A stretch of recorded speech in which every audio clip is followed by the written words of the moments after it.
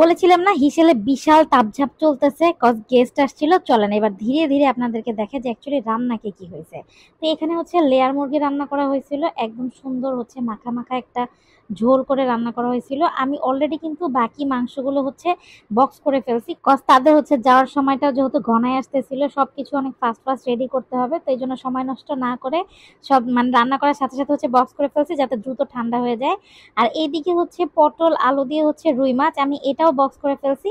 আর এইটুক রাখছি হচ্ছে আমরা বাসায় আর কি খাওয়ার জন্য।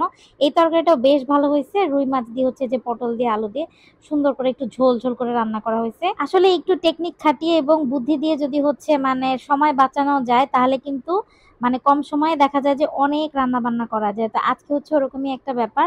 আর এই যে আলুর মধ্যে কিন্তু পটল এবং এখানে কিন্তু হালকা একটু মূলাও দেওয়া আছে, যে দেখেছিলেন যে মূলার শাক এসেছিল ওটার সাথে কিন্তু ছোট ছোট মূলা ছিল গোড়ায়, তো ওই মূলাগুলো ওই তরকারিটাতে আমি দিয়ে দিয়েছি।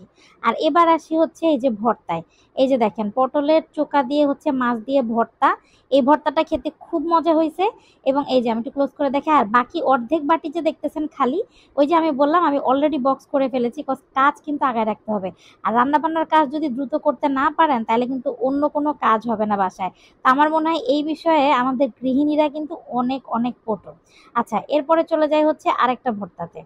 এই যে দেখেন ভর্তা আজকে আছে সম্ভবত 2-3 টাইপের, যাই হোক আমি সবই দেখাই দিচ্ছি আপনাদেরকে। আর এই যে এখানে হচ্ছে মূলার শাক ভাজি, মূলার শাক ভাজিটা আমার খুব ভালো লাগে। আর মূলার শাক ভাজির সাথে গোড়াতে ছোট ছোট মূলা ছিল, যেটা দেখলেন যে আমি হচ্ছে তরকারিতে অলরেডি দিয়ে দিয়েছি, যেটা পটল আলু আর হচ্ছে ওই মূলা দিয়ে ঝোল করেছিলাম। আর এই যে মূলার শাক, মূলার শাকও কিন্তু খুব মজা খেতে। আর মূলার শাকের একটা সিজন থাকে, একমাত্র ওই সিজনটাতেই কিন্তু মূলার শাকটা আসলে ভালো লাগে। দেখবেন যে সিজন যখন একটু বেশি হয়ে যায় বা সময়টা পার হয়ে যায়, বেশি না অ্যাকচুয়ালি, ওই সময়টা কিন্তু আর মোলার শাক খেতে ভালো লাগে না।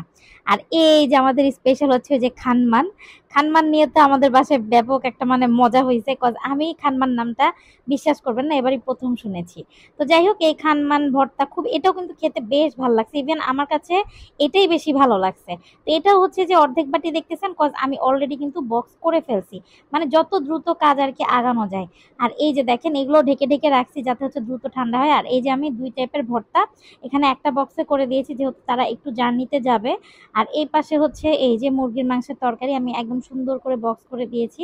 এবং এভাবে বক্স করে রাখলে যেটা হয় দ্রুত ঠান্ডা হয়ে যাবে, কজ আপনি যদি বড় ইয়াতে রাখেন তাহলে কিন্তু ওটা ঠান্ডা হতে বেশ সময় লাগবে। তো এই জন্য আমি হচ্ছে মোটামুটি একটু গুছাই, টেকনিক্যালি কম সময়ে যতটুকু রান্না করা যায় আমার সাধ্য মতো আমি চেষ্টা করেছি। আর ঘরোয়া খাবারই তারা পছন্দ করে, তো তাদের পছন্দটা মাথায় রেখেই কিন্তু আমি করেছি। আর মেহমানদের পছন্দ অনুযায়ী রান্না করা উচিত, তাই না বলেন? তো তো যাই হোক ভিডিওটা এখানেই শেষ করছি, দেখা হবে নেক্সট ভিডিওতে।